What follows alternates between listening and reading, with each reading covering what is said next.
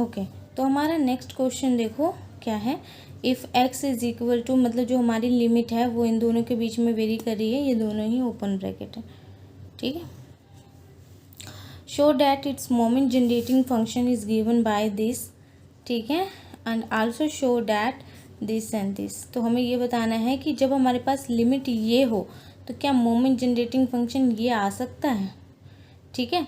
तो हमें ये बताना है और हमें ये दो चीज़ें जो है एक्स्ट्रा में प्रूव करनी है, ठीक है। तो हम मोमेंट जनरेटिंग फंक्शन पे आते हैं, मोमेंट जनरेटिंग फंक्शन बनाते हैं इस लिमिट का यूज़ करके, ठीक है।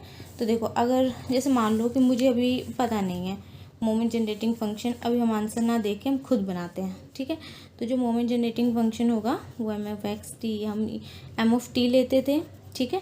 और जो मोमेंट जनरेटिंग फंक्शन के लिए हम e की पावर क्या कर देते थे, tx कर देते थे। फिर हम क्या करते थे, यहाँ पे लिमिट लेते थे -∞ टू इन्फिनिटी लेते थे e के लिए, और यहाँ पे हम अपना f(x) लेते थे और dx लेते थे, और e की पावर tx है तो हम ये ले लेते थे, ठीक है। नेक्स्ट में हम क्या करते थे, अपनी जो भी लिमिट गिवन होती थी हम लिमिट फिल कर देते थे। तो अब इस क्वेश्चन में लिमिट क्या है, लोअर लिमिट ये है, अपर लिमिट ये है, तो आप ये फिल कर दूँ, ठीक है। तो -a टू क्या आ जाएगा, a आ जाएगा, e की पावर tx ऐसे ही रह जाएगी, और f(x) जो भी हमारा f(x) बना सकते हैं ना हम यहाँ पे, ठीक है। तो हमारा f(x) क्या बन जाएगा, देखो पहले वाले क्वेश्चन के हमारा जो f(x) होता है वो b - a होता है, ठीक है। तो हम कैसे बनाएंगे, b हमारा क्या है -a है, सॉरी b हमारा प्लस का है, b हमारा ये पता है ना, ये a है और ये b है, ठीक है। जो लोअर लिमिट होगी वो a है और अपर लिमिट b है, ठीक है। तो जो b है वो a है, और फिर हमारे पास यहाँ पे क्या है माइनस, और लोअर लिमिट ये है, ठीक है। तो ये आप सॉल्व करोगे तो यहाँ पे प्लस बनेगा, तो ये क्या बन जाएगा 2a, ठीक है। तो इसीलिए हमारा फंक्शन जो है, तो फंक्शन आपने सॉल्व कर लिया इस लिमिट के अकॉर्डिंग, तो आपका फंक्शन क्या आ रहा है 2a आ रहा है, और यहाँ पे क्या आ रहा है dx आ रहा है, सिंपल। अब देखो पहुँचो यहाँ पे, बना है यही चीज़ बनी है -a tx 1/2a dx, ठीक है। बस अब आपको क्या करना है, देखो f(x) और लिमिट क्वेश्चन के अकॉर्डिंग चेंज होती जाएगी बार बार, ठीक है। तो आपको इसी तरीके से बार बार बनाना है खुद से, ठीक है। तो अब ये हमारा 1/2a को क्या कर लिया, कांस्टेंट था बाहर निकाला, e की पावर tx ऐसे ही है, ठीक है।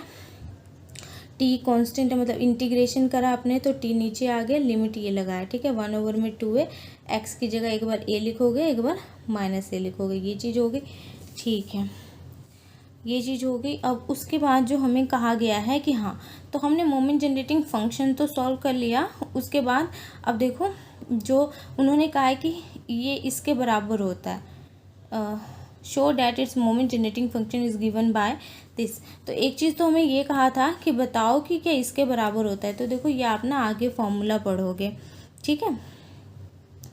तो जो हमारे पास ये वाली जो इतनी चीज़ है ना, ये हमारे पास e की पावर 80 माइनस e की पावर -80, ओके, ओवर में 2 is equal to sine hyperbolic t के बराबर होता है, साइन हाइपरबॉलिक e t के बराबर होता है,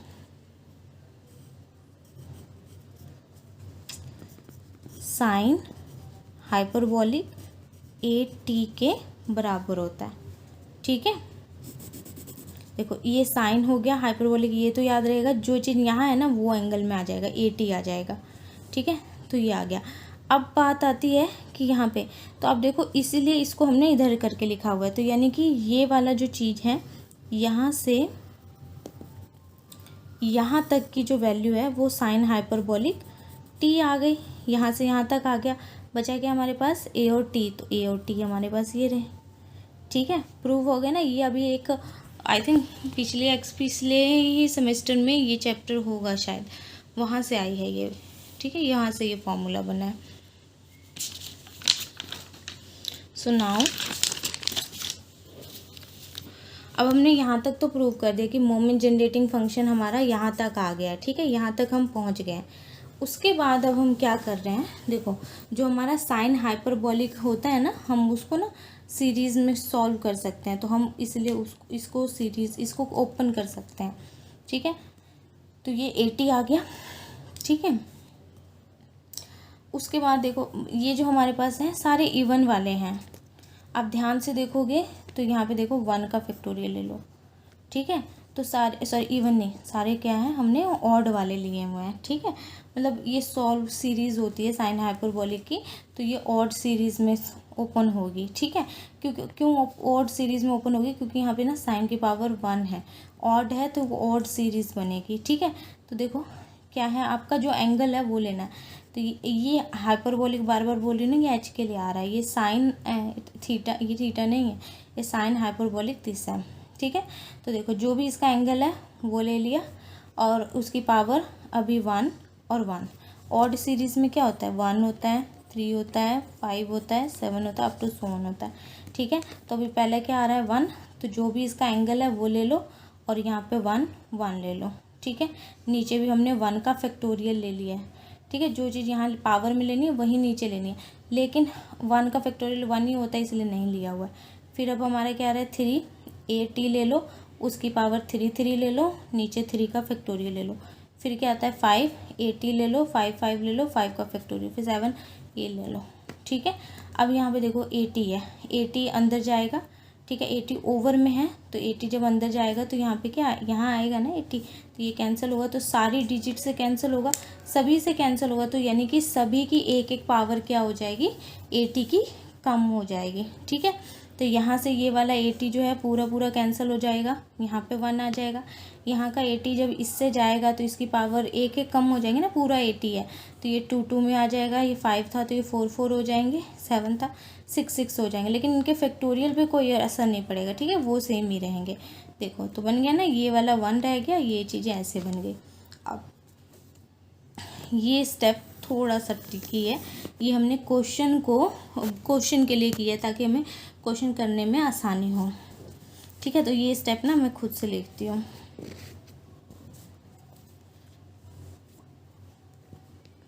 ओके, तो हम ये स्टेप कैसे करेंगे, देखो अब जब आप यहाँ से ध्यान से देखोगे तो यहाँ पे सारे क्या बने हैं, इवन वाले हैं, है ना। इवन वाले 80 हैं, यानी कि ऑड वाली टर्म्स यहाँ पे क्या आ रही हैं, 0 आ रही है, ऑड वाली टर्म्स क्या आई हैं, 0 ही हैं।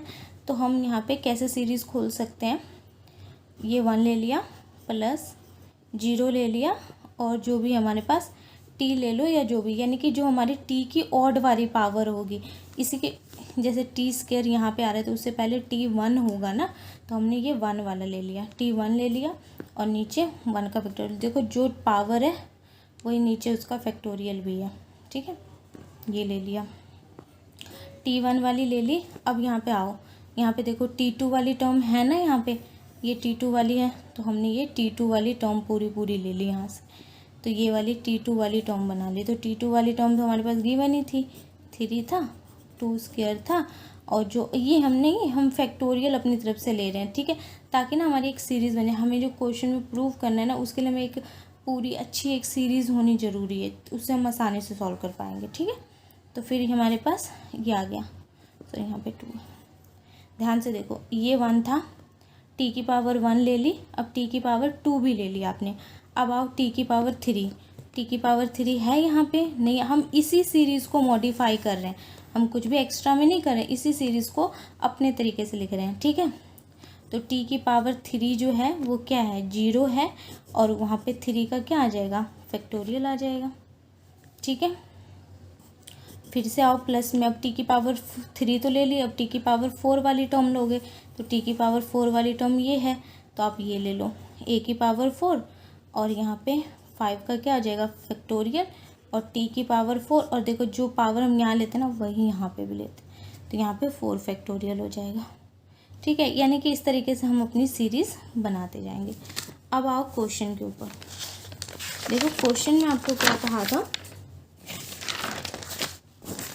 क्वेश्चन में आपको क्या कहा हुआ था, सॉरी हाँ, e की पावर 2n + 1 = 0 और e की पावर 2n = दिस, ये आपको प्रूव करना है। ठीक है, तो मैं इसको उधर लिखूंगी।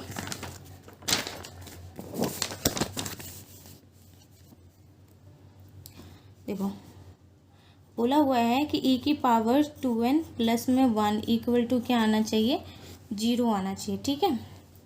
और e की पावर कह रही u पावर नहीं सॉरी, मतलब ये वाले कॉफिशेंट, इसका मतलब होता है कॉफिशेंट, ठीक है। और यहाँ पे 2n, ठीक है। तो ये जो चीज़ है आपके पास a की पावर 2n और 2n प्लस 1 आनी चाहिए, ठीक है। अब सबसे पहले तो आपको ये पता होना चाहिए जो हमारी ऑड और इवन सीरीज़ कैसे बनती है, ठीक है। देखो ऑड सीरीज़ कैसे बनती है, ऑड जो होता है ना हम उसको 2n प्लस 1 लिखते हैं। जब हम ये लिखते हैं ना तो अपने आप आपकी ऑड सीरीज़ बन जाएगी। कैसे बनेगी, ऑड वाले नंबर क्या होते हैं, 1, 3, 5 और 7 होते हैं। आप इसमें फिल करो, एक बार इसमें 1 फिल करो, ठीक है। तो n की जगह अगर आप जब इसमें 1 फिल करते हो तो क्या मिलेगा आपको, 2 × 1 प्लस 1 इक्वल टू क्या मिलेगा, 3। देखो मिल गया 3। फिर ऐसे ही आप मतलब 3 फिल करोगे तो मतलब जो भी है आगे आगे टर्म बन जाएगी। तो जो ऑड नंबर होते हैं ना, ऑड सीरीज़ के लिए हम कंबाइंड में ये लिखते हैं, ठीक है, पढ़ा भी होगा ये। और जो हमारा इवन होता है, इवन के लिए हम 2n लिखते हैं। यानी कि आप यहाँ पे n की वैल्यू 1, 2, 3, 4 पुट करोगे ना, अपने आप सारी इवन सीरीज़ आ जाएगी, ठीक है। जैसे देखो 1, 2, 3, 4, ये n की जगह पे आप 1 फिल करो, 1 फिल करोगे तो क्या आ गया, 2 आ गया, ठीक है। यानी ये नंबर कौन सा है, इवन है। 2 फिल करोगे तो 2 2 जा 4, यानी इवन नंबर आ जाएगा, ठीक है। तो इस तरीके से हमारे पास ऑड और इवन नंबर की जो टर्म होती है ये आपको ध्यान में रखना है कि ऑड के लिए 2n प्लस 1 लेते हैं और इवन के लिए ये लेते हैं, ठीक है। थोड़ा सा सम ज़्यादा बड़ा हो रहा है बट चलो कोई नहीं। हमारे पास म्यू की पावर पावर नहीं कॉफिशेंट 2n प्लस 1, ठीक है। तो इसका मतलब क्या, हमारे पास ऑड, तो ऑड वाली लेनी, ऑड वाली टर्म्स का कॉफिशेंट लेना है। तो देखो इसका मतलब है क्या, तो coefficient of t 2n plus 1, और यानी कि ऑड वाली जो टर्म है उनका कॉफिशेंट जो हमारी t, इसका मतलब पहले आपको मतलब पता होना चाहिए।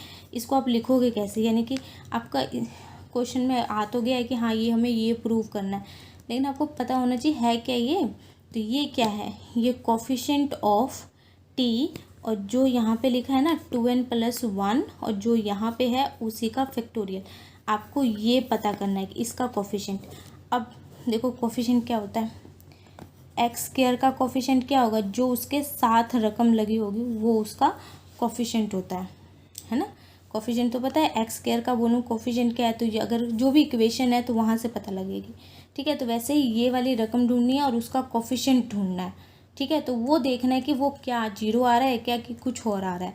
तो ये रकम, अब यानी इसका कहने का मतलब क्या है, इसको अगर मैं बनाऊँ तो इसका मतलब है क्या, तो देखो t है यानी कि ऑड, इसका मतलब क्या है हमारे पास ऑड, और यहाँ पे भी ऑड नंबर का क्या होना चाहिए, फैक्टोरियल होना चाहिए। तो t की पावर ऑड ढूंढो, t की पावर ऑड मिली, 1 ऑड होता है, और ऑड नंबर का ही क्या होता है, फैक्टोरियल ढूंढना है, और उसका क्या ढूंढना है, कॉफिशेंट ढूंढना है। आ गया 0 आ गया। चलो यहाँ नहीं तो और देख लो, t की पावर ऑड यहाँ आ रही है 3, और ये 3 का ही क्या था, फैक्टोरियल था, ठीक है। 3 का यहाँ से भी देखोगे, यहाँ से भी मिल जाएगा, 3 का फैक्टोरियल था, और इसका कॉफिशेंट क्या उसके साथ जो लगा होता है 0 आ रहा है, 0 आ गया, ठीक है। यानी हमारी एक चीज़ प्रूफ होगी।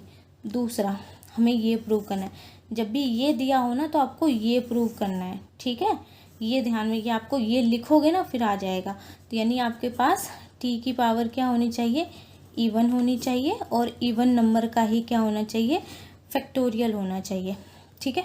तो जाओ इवन नंबर के पास, यहाँ पे देखो t की पावर इवन है और इवन का ही फैक्टोरियल है, तो ये क्या आ रहा है, ध्यान से देखो, तो ये क्या आ रहा है, 8 और 3। अब इसको जनरलाइज करो, ऐसे हम नहीं ना लिख सकते, हमें क्वेश्चन में ये नहीं बोला हुआ कि हाँ ये आ जाए, इसको जनरलाइज, हर जगह पे जाओगे ना तो वही मिलेगा। तो जनरलाइज करो a, और ये 2 क्या आ रहा है, 2 किस में आता है, इवन में, इवन को हम इस तरीके से लिखते हैं, 3 क्या है, ऑड है, ऑड को हम इस तरीके से लिखते हैं। यानी कि जो ये वाली टर्म है वो हमारे पास इसके बराबर प्रूव हो गई, यही हमें क्वेश्चन में पूछा था, ठीक है।